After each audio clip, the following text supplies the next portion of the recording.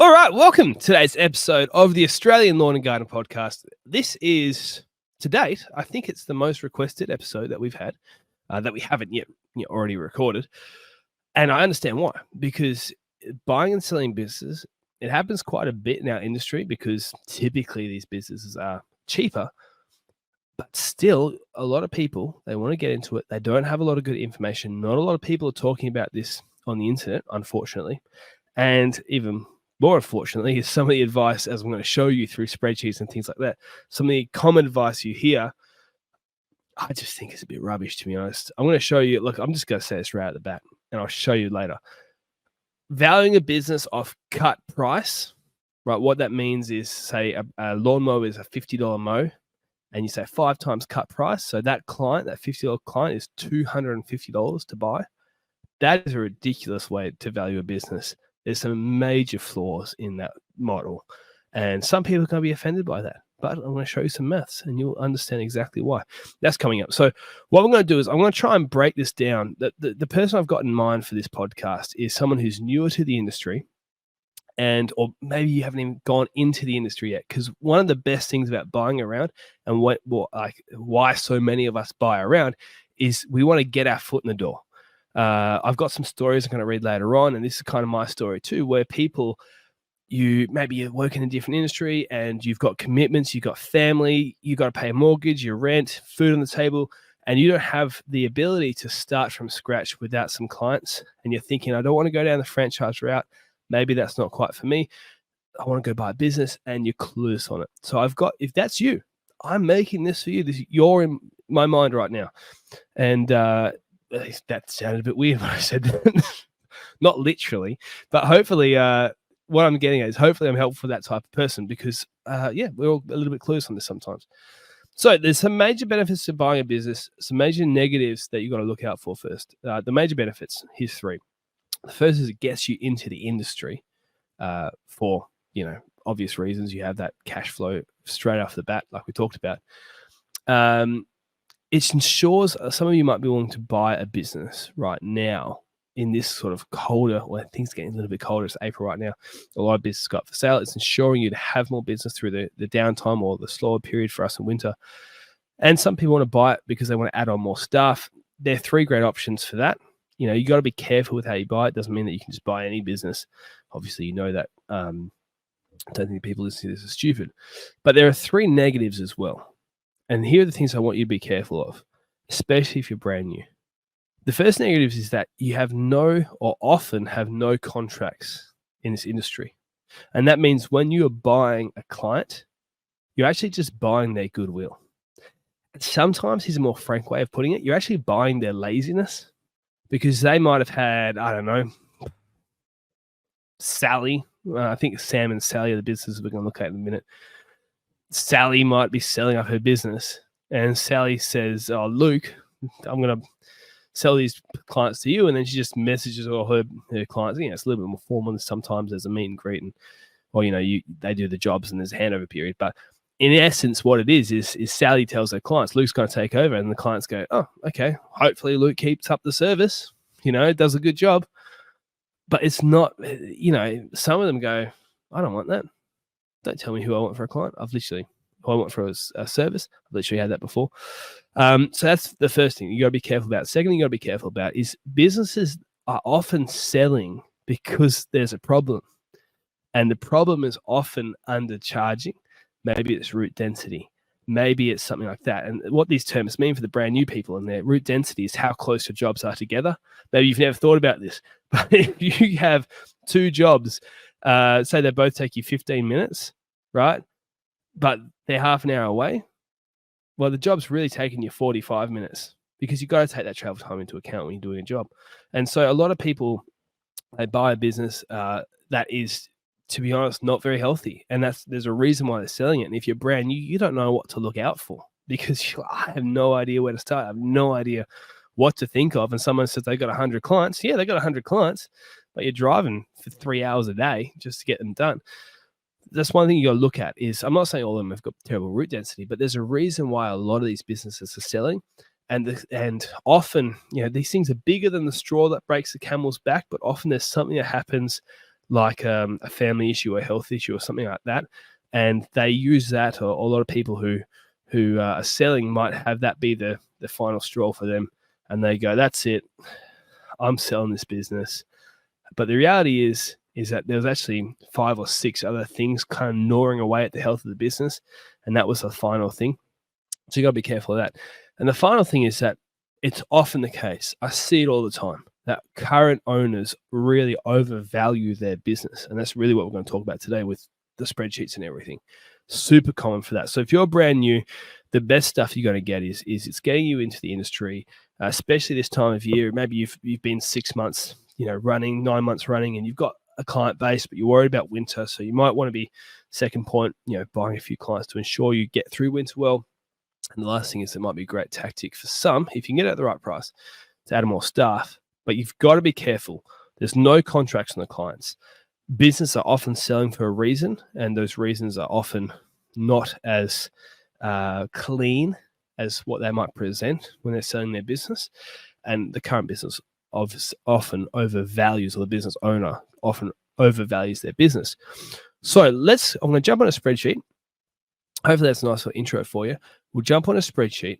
We'll look at this stuff together. You can download a spreadsheet, muck around with it yourself, and hopefully we can get to a point where we have kind of at least a range of agreed value on what a business might actually be worth in this industry.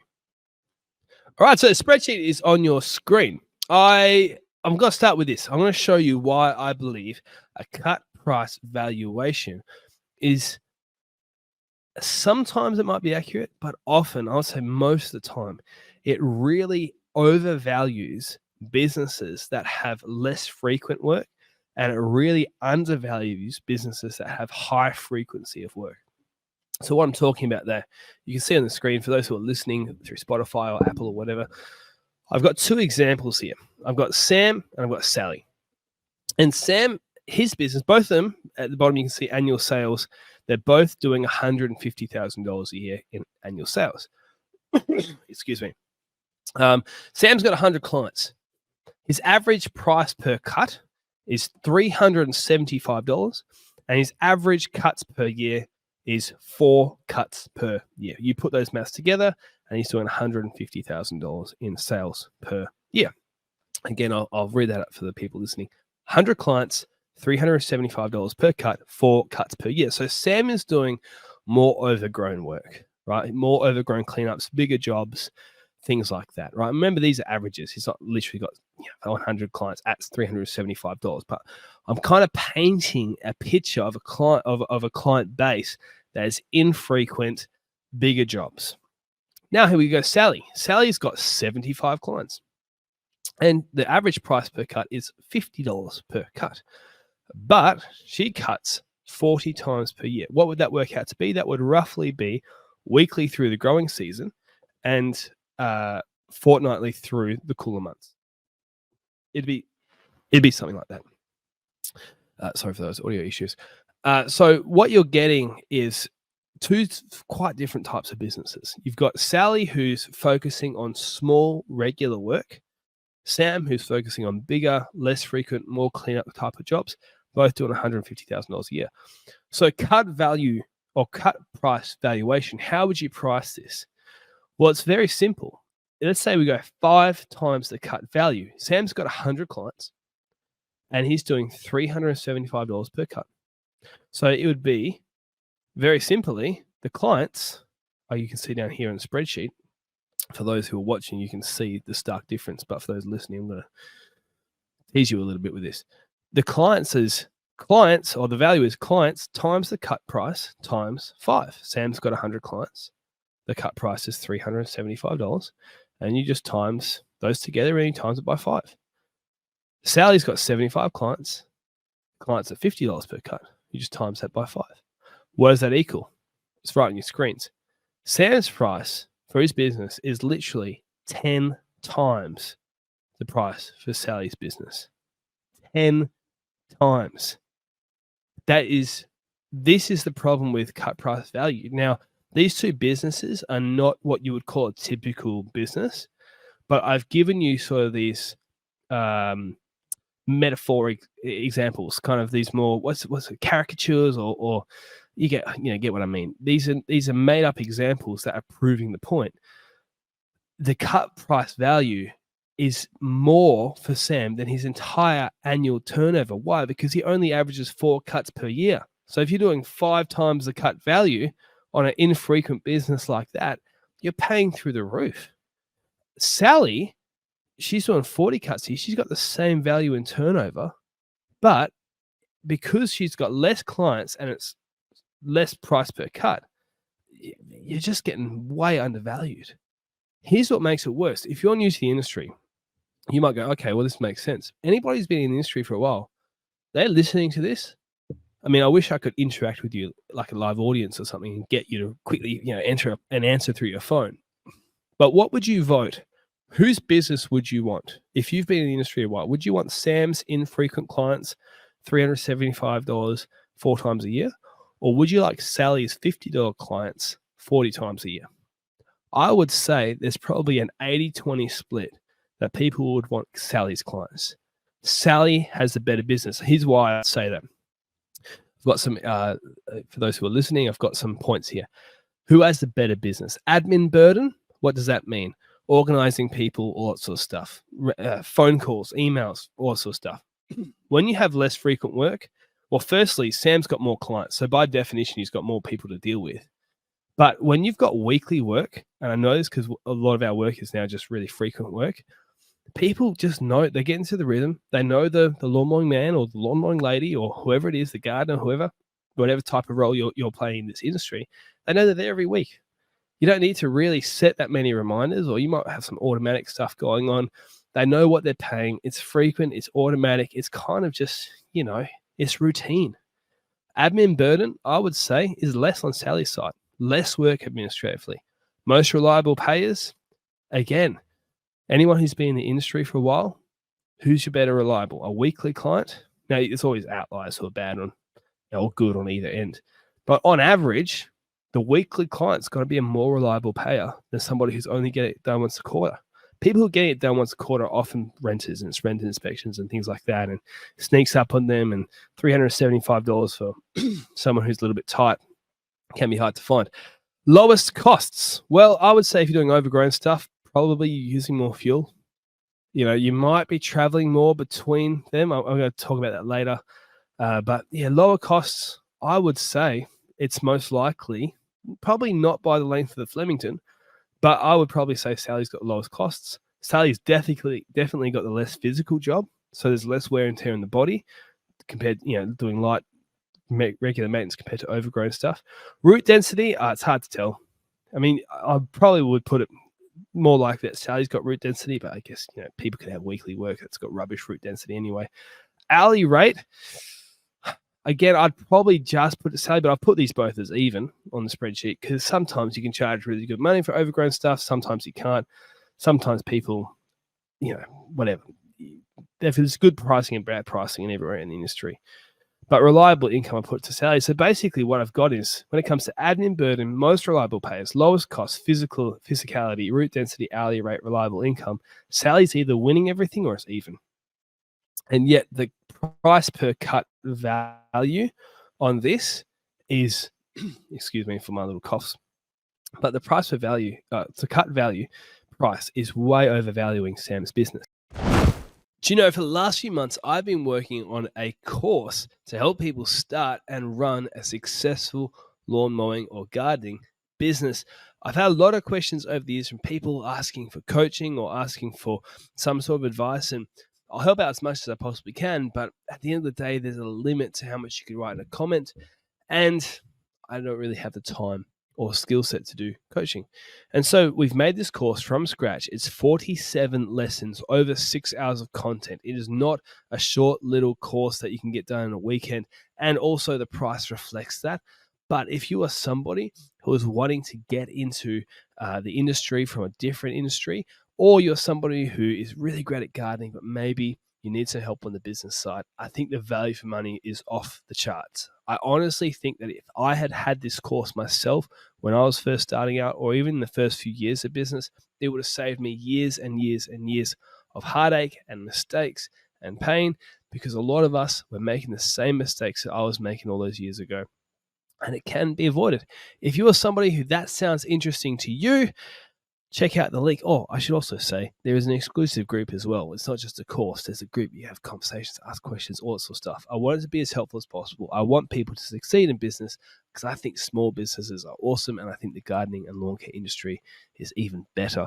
So if that sounds like it's of interest to you, there's a link in the description. Check it out, and I'll see you there if it is the right thing for you. Anyways, let's get back into the podcast. It's official. We are doing a live podcast tour across Australia this winter. That's right. I'm packing up with the family, bringing the kids along, and we're driving through Australia, and we're going to go to lots of different places, interview people in situ, where they're from, ask some great questions. And you know what? We're going to do live events, and you're welcome to come. Now, there's some details that are going to come out in the future, but if you've got any ideas, you've got anything you want to say, hey, you should get this person on, or you should do this, or you should please come to my country town. I know it's small, but we can get enough people. I'm happy to go because we don't need big crowds. I'm not looking for necessarily big crowds. We're just looking for a good time. Anyways, send me a message if you want to get part of that conversation, either in Instagram or LinkedIn. They're the places I check the most. And do you know what? I hope to see you on the tour. I'll let you know when we got some event dates and specific things going on and the people who are supporting it, because it's not happening in a vacuum. There's a lot of cool stuff happening. Anyways, I'm not going to talk. I'm going to talk too much if I share too much information if I keep going. Get in contact, Instagram, LinkedIn. I'll see you hopefully in the live events, but definitely back into the podcast. So some of you might be saying that, look, these were, fake, or not fake, but hyperbolic, examples. That's why you got 10 times the value. Well, I've changed the number on the spreadsheet off screen like a ninja. And now I've got Sam and Sally as both having 100 clients, and these are more realistic businesses. Sam's average price per cut is $120 per cut, and his average cuts per year is 13. That's once every 4 weeks over the year. He's doing $156,000 in sales. Sally has got 100 clients, so equal as Sam's. She's doing $75 per cut, so he's doing 120, she's doing 75, but she's got 21 cuts per year, which is obviously fortnightly and monthly during the colder months. If anyone's been in business here for a while, they know that number. And her annual sales are $1,500 more. So they're basically 156, 157. They've got the same turnover. I'm assuming the hourly rate is the same for this. And look, it's still valuing Sam at $60,000, the 5 times cut value, and it's valuing Sally at $37,500. So Sam is almost double, maybe 40% more than what Sally is. Right. So this is, she's 80%. Anyways, you get the idea. Sam is still valued way higher than Sally. So the principle I'm getting at is this cut price value, to base a business on that it doesn't make sense at all, in my opinion. Right. And I think the maths is showing that too. And I would love to see that kind of vernacular get out of the industry. There's a better way of doing it. Here's why I think people don't do the better way. It's not because there's not information on this. The better way I'm going to talk about has been the staple way of valuing a business for as long as I've been alive, right? There's books from the 80s, 70s, 60s. I don't know, man. This is a common way of valuing a business, and it just works. I think the reason why people use a cut value, if I'm going to be 100% honest with you, is because people in the industry, historically, I see this changing, but historically, they've not been good on the numbers. They've not been going to accountants. They've been doing a lot of cashy jobs. And so they don't record all the income. They don't record everything. And so they kind of get to a point where they go, I can't properly value my business because I haven't put everything through the accounts. If you put everything through your accounts, you're using Mob, you're using QuickBooks, you're using Xero, anything like that, it will be really quite quick for you to get a value for your business. And it's going to be fair. It's going to be accurate. So let's get into that right now. So what we have here, we have a calculator for owner-operator. Again, this is on the same spreadsheet, so you just go down the bottom and you go into a different sheet. I'm going to go through a process of going through numbers. Now, you could do this, again, with your Mile, with your Xero. You don't really need this spreadsheet specifically, but I'm going to go through this so you understand what you're looking for, and it's going to be really helpful, hopefully, hopefully it's going to be really helpful for people who are in the industry, who are not in the industry, brand new to the industry, and they just don't know how to think about this sort of stuff at all because they've never done it before. So what we're going to do is we're going to go through these different things. We're going to look at our sales, our expenses, our annual admin hours, the wage for our admin or replacement wage if you actually hire anybody, your gardening hours, the wage you pay yourself for gardening. We'll talk about this all. If you're getting a little bit lost, don't worry, I'm going to go slower. And we're then going to look at the profit, and then we're going to be able to value it from there. So the first thing we're going through at the top, enter in what your sales are. I'm going to enter in $150,000 a year because that's what we've been talking about. And that's a kind of common number in this industry. Let's go for expenses. I'm making up stuff here, right, people? So don't look too much closely at these numbers, but I'm going to say this business has got $30,000 in expenses. Now, these are non-wage related expenses for the year. And then we have annual admin hours.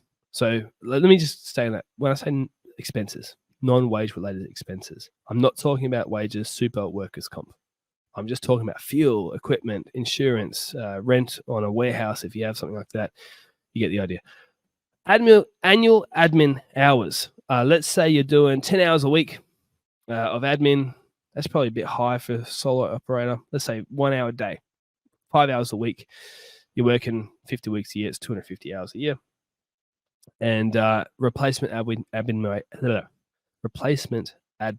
wage is, I'm going to make up a number. Let's say it's $30. Now, the spreadsheet is going to actually calculate with an extra 15%, if you can see up there.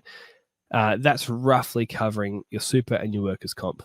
This, by the way, I should say, this spreadsheet is not to be used to actually send to someone who's selling you their business and go, put your numbers in this and that's what I'll pay. This is to show you the principles. So there's rough calculations of things like that. It's really showing you the principles. You need to go through their numbers in, with an accountant or anything like that. But I'm showing you how it works. Then we go annual gardening hours. Let's say you're doing 2,000. That's about 40 hours a week. Replacement gardener wage. Let's say 30 again. I'm just pulling out numbers. So what we've got here is what we're looking at is the entire expenses of this solo operator business. So they don't have any employees. That's why it's a calculator for an owner operator. They're doing everything themselves. If they've got employees, you can do this process. It's a little bit more complicated, but again, you need MYOB numbers and stuff, but you'll get the principle soon. We've got our sales at $150,000. We've got our expenses at $30,000. And then the wage cost of the business is $8,625 in admin and $69,000 in gardener costs. You might go, well, why are we calculating that? Well, because we want to talk about real profit. We want to talk about real profit. Now, there's all these accounting words that us gardeners kind of sometimes get lost by. But if you had this $150,000 a year and you just took your $30,000 expenses, you do not have $120,000 in profit. That's not the correct way to think about it, because you are taking what it's called owner's drawings out of the business to pay for your food and your house and your rent and all that sort of stuff. A fair way to value a business is to take the hours that you put into the business, ask how much would it cost to replace yourself, and then put that down as kind of wages, right? Now, you don't have to do this in your actual accounting for your tax. This is really just to value it. And then what happens is what is left over is profit. What you may find is that some people, they are not actually profitable in the realest sense of the word. Maybe their profit is or their once they take out those wages, there might only be $1,000 or $2,000 worth of profit, right? So in other words, if you go and replace them, you're not earning any more money in the real world, or any real money, more than what you would do just working for somebody else at $30 an hour. I hope that makes sense. A lot of people, they call their business, 10% expenses and 90% profit. It's not real profit. I can understand why people call it that, because in one sense it kind of is, but it's not the real profit that we're looking for in this scenario, right? I'm trying to keep it as simple as possible for people. So when you take the real labor that you've put into the business and in admin and in gardeners. Now, I've distinguished those two things because you may do really high-end work, and maybe a gardener is a $45 an hour replacement, whereas admin you can get cheaper. So you can muck around those numbers. But I'm going to keep it $30 and $30 for now, just for, rough numbers' sake. What you find then is with that business, you take the sales at 150, the non-wage related expenses at 30, replacement admin, and the annual gardener costs, and your profit is $42,000. That's the real profit number. The way that businesses have been valued over a long period of time is essentially kind of a 2 to 5 times annual profit. Some people might say 3 to 6 times. Some people might, more or less. But I kind of find that 2 to 5 times is the most common range that people would actually say the business is worth. And so you can go down there, and then you would also add in your assets underneath, as you can see in the spreadsheet. And you can see that's kind of the price range that you would want to be paying for a business of that much. And you can see that it's in business. There's a lot of vanity numbers. How many employees you've got, how many clients you've got, how big your truck is, or how big your mowers are. They're all vanity numbers. At the end of the day, what you're playing for is profit. And this system is based off profit. It's based off the truest marker of the health of a business, right? Profit, financial health, I should say. And so that's exactly what we're using to value it. Now, you might go, well, what makes a difference between 2 times annual profit and 5 times annual profit? Well, to be honest, beauty is in the eye of the beholder. Now, your accountant might say there's other things you might want to look at. But in this industry, what you find often is the case is that people are more desperate or less desperate, or the business suits them more or doesn't suit them more. So I would be saying that you kind of need to work that out for yourself. And this is kind of where my advice might end, because I don't want to say anything that's too strong here, because really it is kind of beauty in the eye of the beholder. But here are kind of 7 things that I would look at in a business that would separate it from being something that was, really attractive, really good, to something that is, well, not only maybe would I pay less for it, but maybe I'd stay away from that business completely. Right, so here are those 7 things. The first thing you will look at is the most obvious. It's pricing. And what I mean by that is hourly rate. Very simple. All you need to do when you're in the business discussions is how many hours, I'm writing this down, hours a week do you do? My spelling was terrible there. How many hours a week do you do? Now, how many hours a week do you work? And obviously, you can just take that number. Hopefully, the person's being honest. I don't see any reason why they wouldn't be. Take the number, divide it by the hourly rate. Now, divide it by the sales, and you'll get the hourly rate. What I would say is, if you want to know what's a good rate, what's a bad rate, there's 2 podcasts we've done. One is more recent, and one is the most popular one we've done on YouTube so far. So just sort by popularity, you find it. But I'll link them below. They're both on this. So one is a market review on what people are actually charging in this industry. You'll find that the advice on the internet is way off most of it. We've done 3 consecutive surveys. Close to 1,500 businesses have answered these surveys combined over the last 3 years. So check that out. You want to see where that pricing falls in that range, and also you can see how to work out your exact hourly rate in the other podcast. But that's obviously the first thing. What's the pricing? The second thing is the route density. We talked about that before. You can get a map of where the clients are, right? And you might not need to, maybe early stages, they might say, well, just ask for suburbs. And when you ask for suburbs, what you're getting is just a good idea of, where each job is. And if you got 100 clients in 4 suburbs, fantastic, great. You got 100 clients spread out of the entirety of Sydney. That's something I'd probably walk away from. Type of work. So you're looking at that less frequent work to the more regular work. The more regular the client, typically speaking, the better the client, right? So you want to look for regularity. A lot of clients, a lot of businesses that do once-off services that aren't specialty services. So I'm not talking about mowing or installing lawn or fixing irrigation systems. Those kind of services, they're high profit and less frequent. If you're just talking about garden cleanups, if there's a business that does a lot of less frequent work, that stuff is backbreaking. It's not enjoyable, and often you don't earn as much money on that. So look for the type of work it is. Contracts versus goodwill. Contracts, to my eye, are more valuable. I'm just writing that down for those who are watching. Contracts are more valuable because it's locked in. The business can sell to you. Obviously, if the contract's got 3 months left, it's not worth much at all. But if you've got a big contract of, $50,000, $60,000, $100,000 a year, I'd pay way more for, if you're looking at the 2 to 5 annual profit, if they've got 2 years left on a contract that size, I'm paying way more on that range for that than I'm paying for the equivalent amount of sales on goodwill on residential clients, right? You know what I mean? As long as everything else, pricing and all that sort of stuff works out.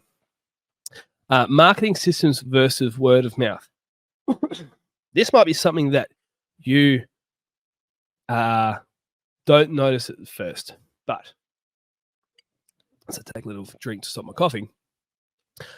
If a business comes to you and says, all my business is from word of mouth, that is good and bad at the same time. And I'd be very cautious around that. Here's why. The reason why is that, let's say I buy that business off Sally that we talked about before. Sally might be better than me. You know what I mean? Like if I'm brand new and I'm coming into the industry, Sally might be an absolute gun. And she's getting great word of mouth because she's awesome. And maybe I don't live up to her standard. And then we start getting bad word of mouth, right? Sometimes it's like that. Oftentimes it's a little less obvious. And it's not that Sally's a gun, but maybe Sally maybe you're a bit of an introvert person listening to this. And maybe Sally was an extrovert, and just naturally she kind of has a bit more of a bubbly personality, this made up Sally we're talking about. And so the clients get on with her a bit better. And, they were recommended her, and maybe you don't live up to that. Maybe Sally, I heard stories of this many times of contractors from the older generation that kind of have retired now. I've had many conversations with people like this who used to have cups of teas with their clients, right? And I hear the new generation, people like me, not that I'm that new, but we're just smashing 3 chops. And maybe Sally used to have a couple of cups of teas with a few people here and there, and that's where she got her word of mouth from, but you're not willing to do that. So be careful about that, because the blessing is that you've got clients who will, bless you with word of mouth marketing if you perform. The difficulty is that if there's a certain way of doing things that the old person, not literally in age, but the old contractor used to do that you can't live up to because it wasn't profitable or it's not something you're willing to do, that word of mouth may come back to bite you. Somebody who has marketing systems though in place, especially if you're new, like let's say they have Facebook ads and Google ads, and they run those successfully. When they need more work, they put in $70 on Google ads and they get $200, $300, $400, $500, $600 more work. That's fantastic. If you can just copy and paste that is a real value that is underrated. People don't talk about it that much. I would value a business that had marketing systems like that higher than a business that just had word of mouth. In fact, maybe word of mouth, especially if you're brand new, it's not something that's going to kill a deal for me, but just be careful about it, because if you don't live up to the hype or the standard of the last person, you're going to struggle. And a lot of people into the industry, we're not the best when we first started anything. So I'm going marketing systems. My spelling is terrible. I can't talk and spell at the same time. Marketing systems is better. Social media. Okay. This is kind of goes with the marketing systems. Does this person have a social media presence? And I'm not talking 10, 15, 20,000 followers. That's a different kettle of fish. I'm just talking about, are they posting regularly? Maybe they got 800, 1,000, 1,500 followers, but they post regularly. every now and then, they get a bit of engagement once a week, once a fortnight kind of thing. And they're posting in community groups and things like that. So the business name itself has some value, because that's really what we're looking at business name having value. And the reason why we're talking about that is, let's say Silverstone Gardening, my business, we've been around for many years. People, not everybody in our area knows who we are, but we've been around long enough that people do recognize the name a little bit. And what that means that is, if someone was to buy the business off me, somebody might not notice that, if you know what I mean. So, the online world might not notice that things have changed that much. And you can just up it a bit, and that reputation actually does carry through, that online reputation. And so if someone does have a positive online reputation with social media and all that sort of stuff, then yeah, fantastic. That does increase the value of what you're buying. And the final thing would be admin systems versus pen and paper. What I'm talking about is customer relationship management systems like Service Autopilot, Jobber, ServiceMate. There's quite a few of them, right? I'm not endorsing or dissing any single one of them if I forgot one. All I'm saying is, if someone's got a system like that where they book in their clients, especially if they've got like after photos, like what we do at Silverstone Gardening, we use Service Autopilot. There's problems and great things about it. That system, again, I'm not really necessarily endorsing it for your business, but most of these things have after photos. And so on Service Autopilot, every single time we do a job, it forces you to take an after photo before you can clock out. What that means for us is when anybody takes over, so let's say one of my employees is going on holiday and I've got to go cover for them, right? Well, if I rock up to a job I've never done before and I go, how is this usually done? I can just go look in the after photos. And that transition time will be much better. You can see the history of all the jobs if it's booked in that way. You can see, this is how we do things. I don't know if everybody's doing it this way, but the way that we do it is you can look back. If that client's been on 3 years, you can see every single time a service was done, every single time an invoice was paid, all that sort of stuff. And the transition on a business like that's already got admin systems, all you've got to do is learn that new customer relationship management system, and they just give you the login, right? They get rid of their login. They don't have access anymore. You've got login and you're done, right? But pen and paper, there's a lot of work in transitioning to pen and paper. You may not see the job history. There may be things missed, things like that. So, systems are more valuable, in my opinion, as I write that and spell things wrong again. Anyways, so I hope that's giving you a bigger picture now. Like, let's just go through this shorthand again from start to finish. When you look at the 5 times cut value, it is overvaluing jobs that are less frequent and undervaluing jobs that are more frequent, even though in this industry, most would agree that the more frequent a job is, the better it is. So the better solution is to work your business numbers off profit. We had a profit in our example of $42,000. So if you're doing a 2 times to 5 times annual profit, you'd be looking at 80 to 211. I would say that profit number is very high for a business. So I'm going to put it at, let's say, $55,000 expenses. And I bloody typed in the wrong thing again. Sorry, people. Anyways, $55,000 expenses, and let's say the garden is $40 an hour. Well, that's made us lost. That's made us lose money. That was a bad idea. So we'll do $40,000 of expenses. Again, you can download some play this yourself. So if the profit is $9,000, and what that means, people, by the way, is the gardener or the business owner is taking home about $100,000 a year in wages, but there's $9,000 in profit. Essentially, that's what you've got with your business there. $18,000 to basically $46,000 worth of value in the business. And I think I said this before, but you would add the assets on top of that. If I didn't say that, it's been on the screen the whole time. So, but you add, say you got $30,000 of assets, you would add that. So mowers, chainsaws, trailers, vehicles, whatever, you would add that to the annual profit.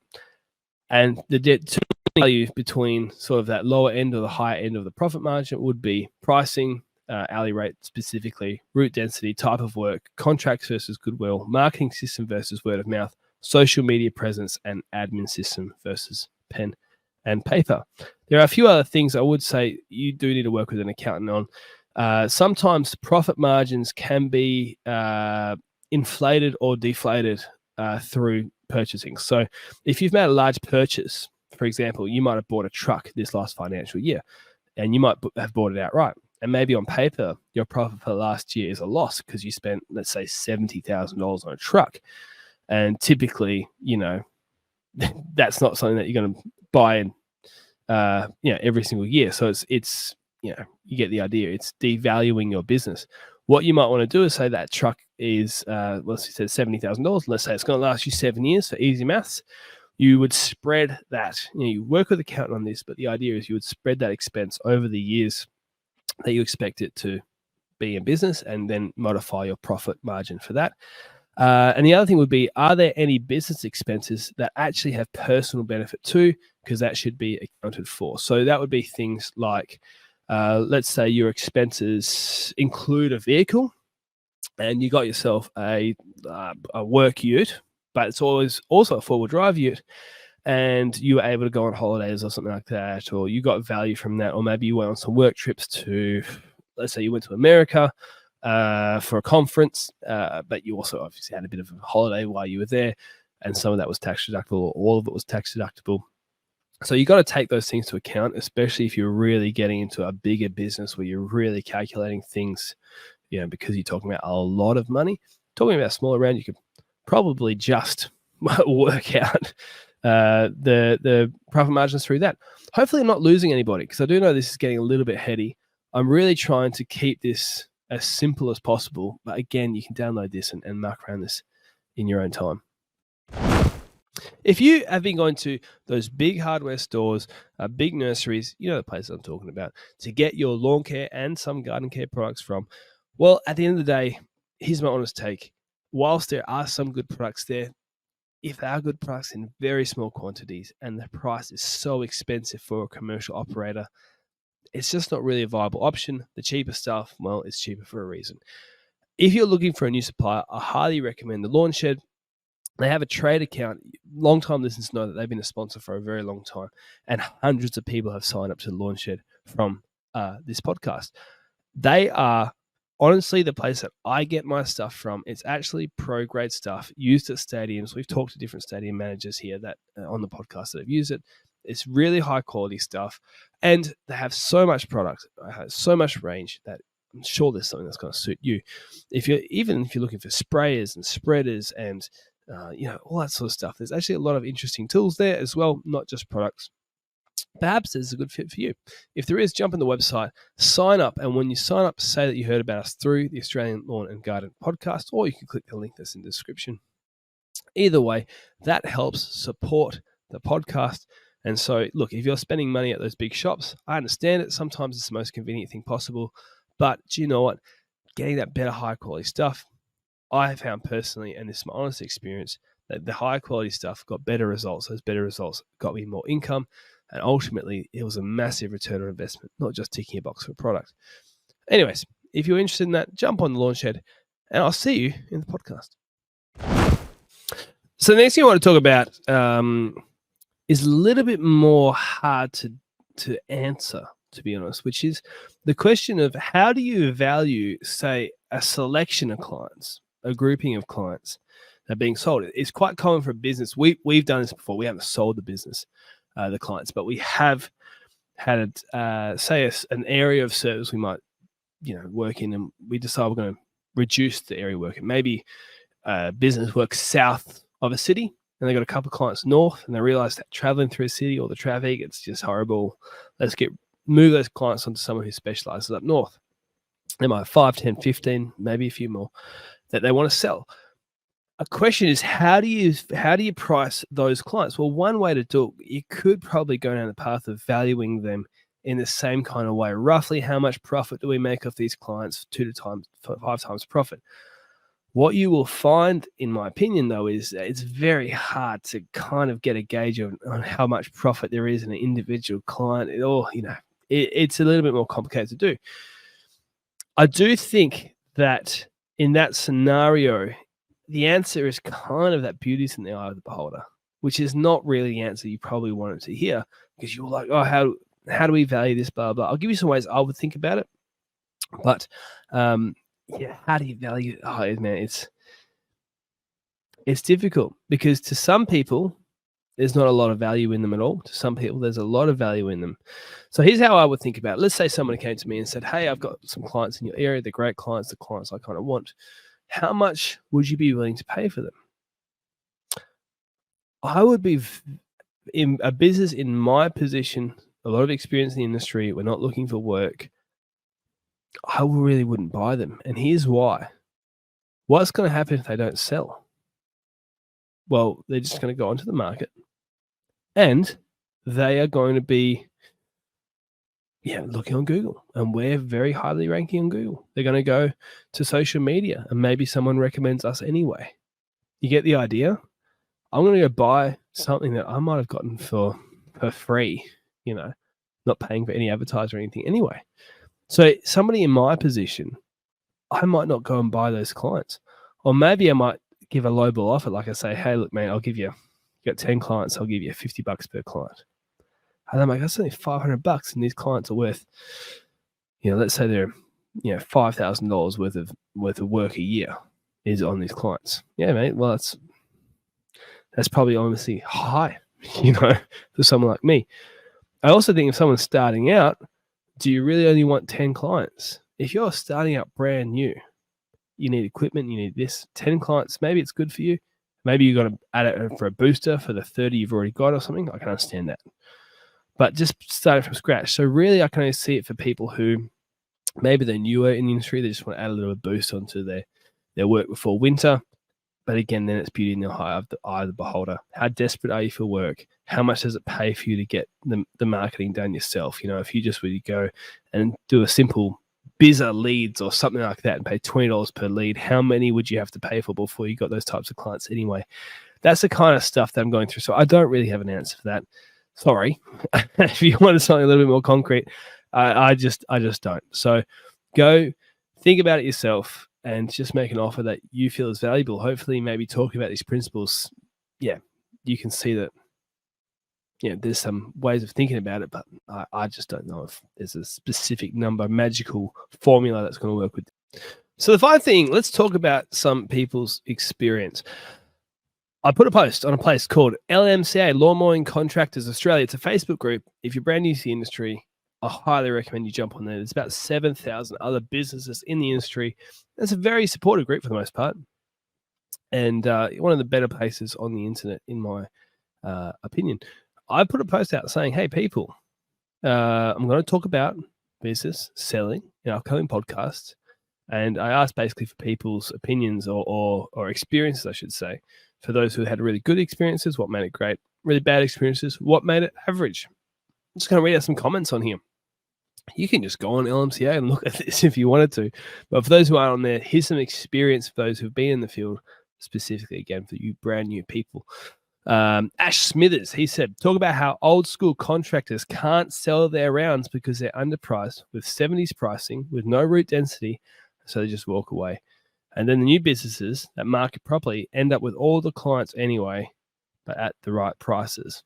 Essentially, we've talked about that already, really, haven't we? But yes, you got to watch out for the pricing. It is common for people who are in that older generation to have kept their pricing pretty low. They might have paid off their house, they might have paid off their vehicle, and there was no incentive for them to raise their prices. They didn't realize the market was moving beyond them.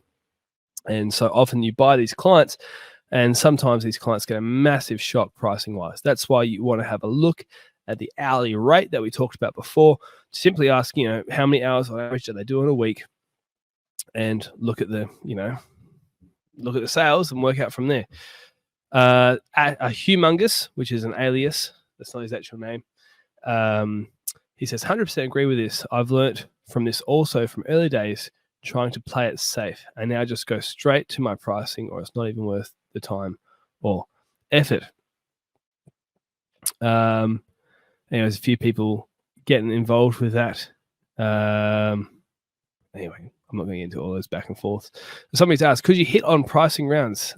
Say you've got a pocket of lawns, how much percentage of annual revenue could you sell first lawns? Yeah, we just talked about that. It's hard to. Anthony Hutt said that if I didn't say it before. Obviously, we just talked about that just then. It's very hard, in my opinion, to value. Maybe someone, if you've got a better idea, type in the comments, YouTube, or send me a message on Instagram or something like that. Craig Markey, I bought two.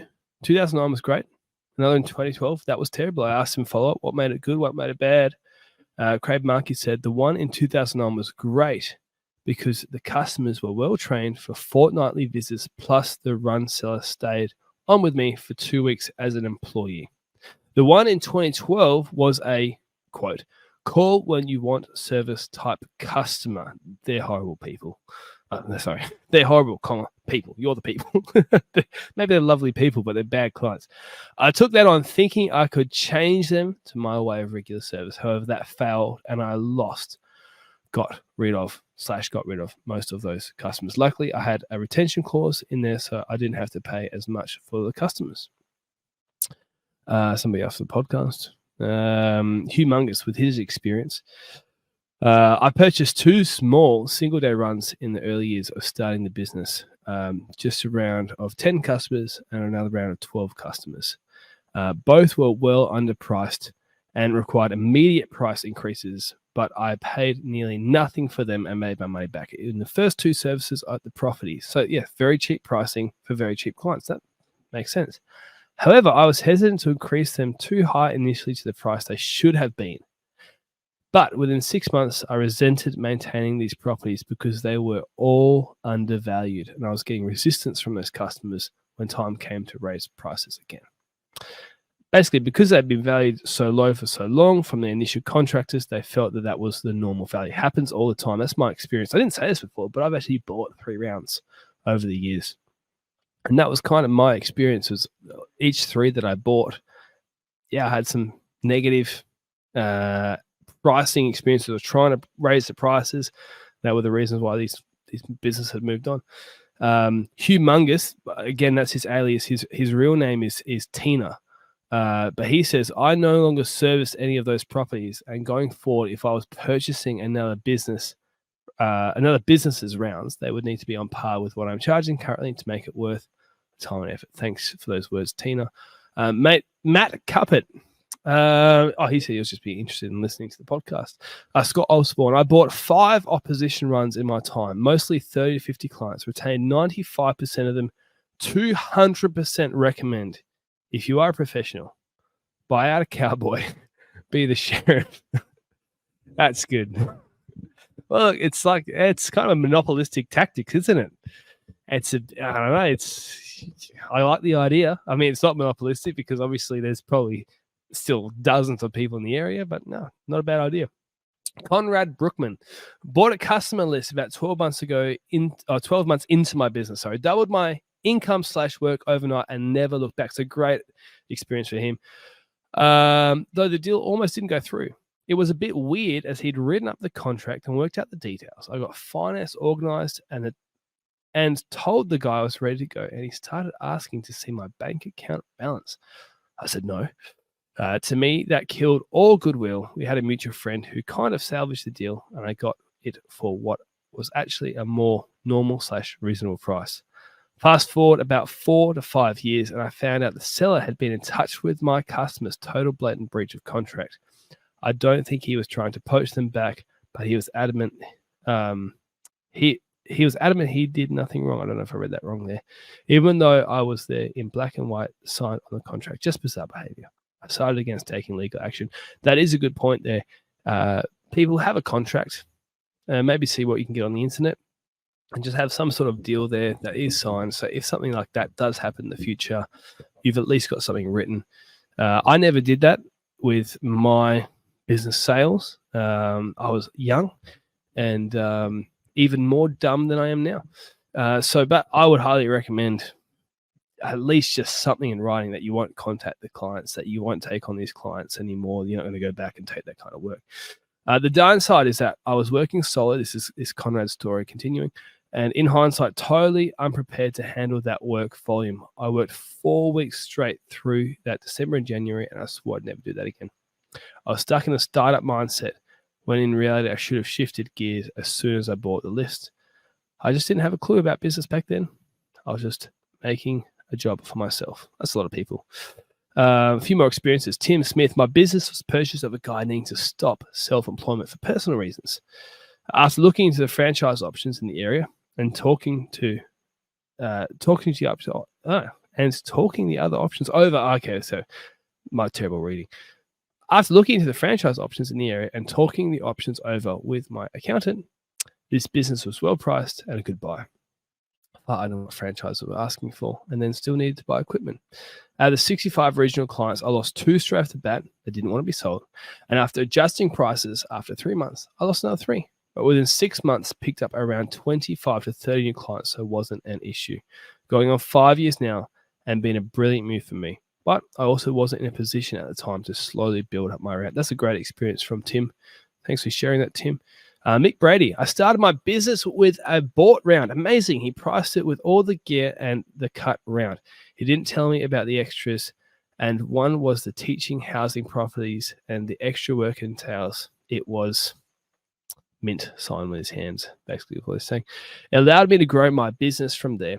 He also let me use his other mower when my mower broke down, kept giving me his referrals years after he was done. Another great experience. These are mostly positive, really, aren't they?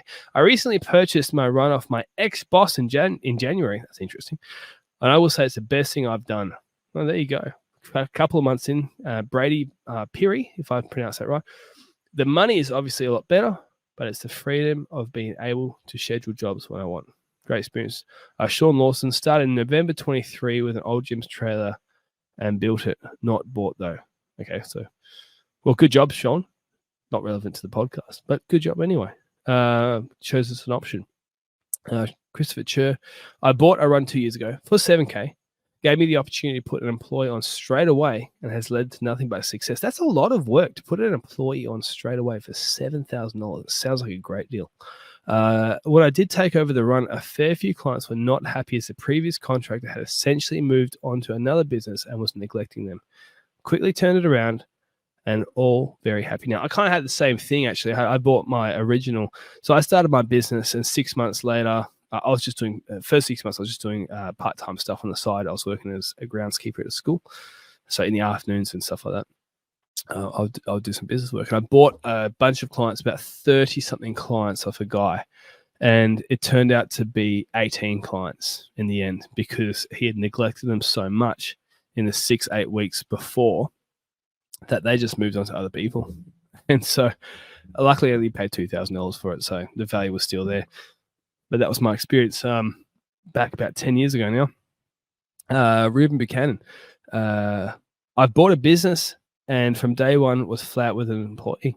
Definitely 100% recommend buying an existing business if, like me, you need to make great profit from week one. I left mining and need to make at least the same amount with the mowing business, which we did and more. Recently sold that business to move 800 kilometers away. Still have a complete setup there. There you go. I'm going to stuff this name up. I'm really sorry. Nikolai Germalaju. Man, I got that wrong. I know. Apologies.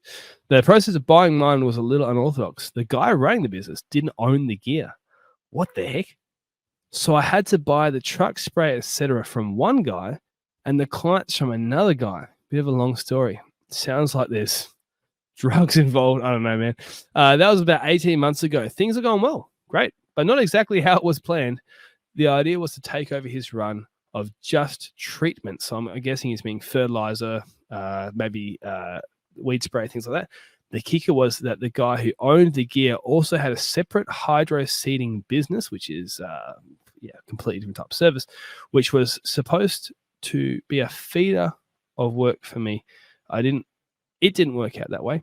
So I had to quickly adapt and take on renovations, etc., while the books grew. I started with a new name. I'm still seeing some of the originals off that list, but the majority are new people I've found along the way. About 90 regulars now, started with 15 off his list. There you go. Corey Rogers, twice built business. One was twice to build business, I should say. So he bought businesses to build the existing business he had. One was very smooth with decent pricing. The other was way off with pricing, but surprisingly, only lost a couple of clients when raising the prices. Some by double. I do recommend doing it for the right price. This one is very interesting. Murat Gulen, I did 35 clients. Dumped 32 in 6 months. Lol. Still made a profit though. Wow, what was wrong with the clients that you dumped 32 in 6 months? It must have been massively underpriced or really ugly. It's one of the two. Brad Madden, I purchased an established one nearly 2 years ago, and I needed to make a good income from day one to help support my family. I didn't have time to slowly build up a business. It came with a trailer and all equipment and around 50 to 60 clients. It was the best decision I have made. My runs were already fairly tight, but that's great. That's great to hear. And I had a really good customer base with long-term trained clients that were used to regular lawn/garden maintenance. So it sounds like great clients, nice, tight, efficient run. It also gave me the freedom to price new clients fairly high as I wasn't desperate to win work, as I already had decent income coming in. Due to my finance taking a while, I spent about a month with the previous owner working with him, meeting all the clients, so it was a very easy transaction once I took over. I only lost 1 or 2 clients in the first 6 months. I had brought on many more, so it never bothered me. Is something to talk about as well is Brad and Conrad both talked about finance, and that may be something you need to really think about, because yes, if you're going to buy 50, 60, 70, $100,000 on something, if it's worth that much, obviously, most people are not going to have that much cash sitting around, and so it might be worth, for those people listening out there, having a look at the finance option before you even start, like get a pre-approval or something like that, or just see if it's even possible with your broker.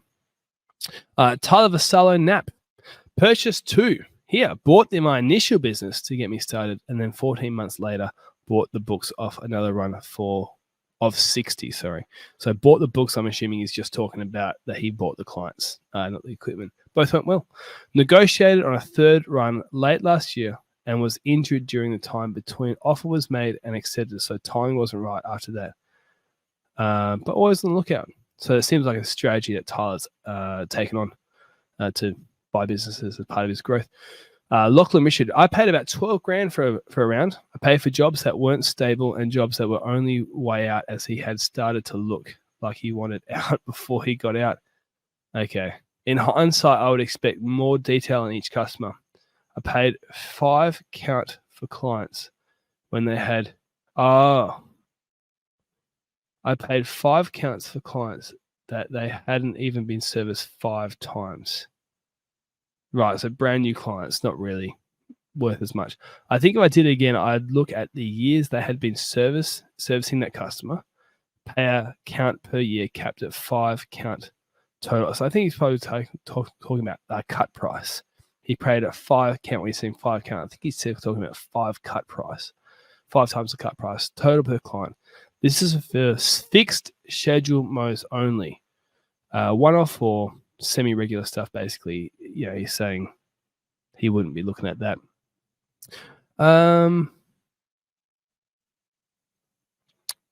He wrote a little bit more, but it was more about equipment expense and things like that. Andy Ness, he said, bought one to add to my business. Goodbye. Lost probably 60% of the last guy's private customers within 6 months. That's a lot. So to say goodbye and still losing it's interesting. So his friends, older people, I guess the pricing wasn't right. He had to change it up and stuff like that. The ones I kept were real estate, commercial, villages, which are quite big jobs typically. And I grew and expanded. That's probably 3 times the turnover it had when I bought the business in its entirety. I gave all that up to pursue arborist work in February. Then he's trying to sell a 60-inch diesel Kubota with a Catch Pro. There you go. So people, look, if you want a 60-inch diesel Kubota, jump on LMCA and hit up Andy Ness. How much more do we have? There's a lot of comments on here. About 4 more that we're going through. So Shane Goldie, I bought a business almost 6 months ago with all the gear included. I had to purchase an instant run as I couldn't afford to grow, needing to automatically replace my wage. I know a lot of people in that situation. He was leaving a large landscape company. It was definitely the best thing I have done. Great to hear. Wishing I had done it earlier in life. There you go. There's a lot of encouraging stories for people listening to this.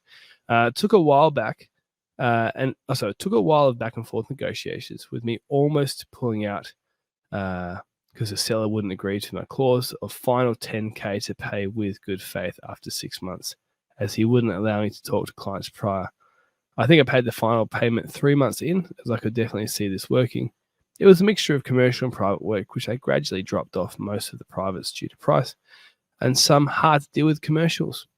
From what was sold as a full-time run, I've definitely tripled the turnover within this time, retaining probably 95%, whilst also taking new clients. That's fantastic. Great. 6 years. There you go. 6 years, he's tripled the turnover. That's great, steady growth. Matt Atwood. I have bought about 9 now. Wow. And sold 5. Okay, maybe he's moved areas, or that's a strategy for making money, including full businesses and just customer runs. A franchise and a private. So he's been part of a franchise as well. This is how I became a commercial operator within 2 years, like I planned to do from the start. Oh, I see. So it sounds like he's bought rounds and sold off the residential clients, keeping the commercial ones. I have ridden the roller coaster of employing and then downsizing to solo multiple times, but this strategy of upsizing has me on a winner so far with the body in decline. So it sounds like he's physically starting to feel it. There's been 90% success for me buying, a lot of success for people who have bought off me. The 10% of bad, this is really interesting, has come from the last purchase, which I foreseen what was happening with the operator and only paid what I received from the client base. What was happening with the operator? This is just experience. So obviously he had some gut experience. Something was dodgy was happening. Don't know what that was. On the other thing to note when building a business, this is still from Matt, there is nothing wrong with investing in your business this way. It can give you better clients, more income for the same effort. If you sell a small run, money in your pocket for the effort. Do your due diligence and you can't go wrong. Of course, this all comes down to 1, being a good operator, and 2, being a decent business person.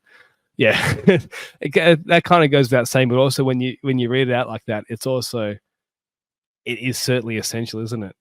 If you are not a decent operator and you're a bad business person, don't buy a business. Just a few more. 3 more. Alex Morse, I've bought 3 businesses and sold a portion of one to a former apprentice when I moved to a different area and wanted to downsize in Sydney. I'll be selling another one. He says the best thing about selling to employees is that the clients already know. That's a great point. Clients already know that person, as they already look after their guns. From the client's point of view, the only difference really is the branding, and invoices come from a different business. The employee gets an instant business that they are confident to run. I helped my former employee set the back end of the business and mentored him with the operation. So it sounds like a very great win-win situation there. It's also very rewarding training up a young apprentice and watching them grow to then run their own business. Plus, it's great to get decent money for a business you worked hard building up. Yeah, that does sound like a great win-win. And the other thing about hearing that kind of story is you can help each other after that. One thing that's underrated in the industry is getting friends who would typically be considered competitors in your area. And the reason is that there will come a day, if you're brand new, there will come a day where your books are full. And people will call you up and, they go, can you help me out with this? And the answer is no, because your books are full. But having relationships with other people around you, you can recommend people. They can, it's a much better business model to be. Not necessarily everybody, not everyone needs to be your friend, but have a couple of friends in the industry really helps. Colin Peasy bought a couple in the late 90s. That was a couple of weeks ago. I think it was when, okay. It was so long ago, he can't even remember when it was. Lots grouping together, but spread over a wide area, so a different suburb each day. Okay, so it sounds like there was lots of little groups together in different suburbs. So, not all of it. So kind of efficient once you get there, but, going different suburbs every day. Many people advertise in the West Australian or the Clocker. Remember newspapers? Man, those were the days. One round I got was word of mouth, though, which was more common these days. Buying a word of mouth round is very tricky. You can lose a lot if you make a mistake or if you get rid of it, or get rid of a pain in the ass, a pitter. Oh, I see. What he's saying is, yeah, basically what I was saying before, but he said we tried to get rid of a lawn in Newcastle Street with 80 steps. Gee whiz. Perth is very flat, so it's impressive that there was a property with 80 steps. It was impossible. She was someone's auntie, grandmother, sister, great-grandmother, and they all voiced their opinion. So if we dropped her, we've lost 30 lawns. Okay. Right, so that's what we talked about, the word of mouth stuff versus admin systems earlier in this podcast. Yeah, it is true, basically, that there is problems with that, or I guess limitations with that. Blair Parker, buying around can be rubbish. He swore, but I decided I didn't want to. Or it can be great. It depends if the seller is selling rubbish clients or great clients, underpriced work or correctly priced work. There you go. So look, there you go. I hope people, if you're brand new to this industry, that was helpful. And honestly, if you got through all those comments at the end, you obviously like this podcast. And if you like the podcast, you should subscribe. The other thing that you might be interested in is, and this is what actually triggered this whole thing, is I released a course. I made a course from scratch targeted for people who are starting the business or people who love the business. Maybe they're great gardeners and the business side of it is something that they don't enjoy or feel comfortable doing. It is a massive course. It's 47 videos. It's 6 hours of content, and it covers everything you need to market yourself, everything you need to run admin systems, pricing, everything, right? It's all about business, not about gardening stuff. There's a link in the description. Check it out. It's not the cheapest thing you'll ever buy, but I think the value money, it might be right up there. So if you're at the end of the podcast, you're clearly interested in that sort of stuff, so check that out. And I will see you in the next podcast.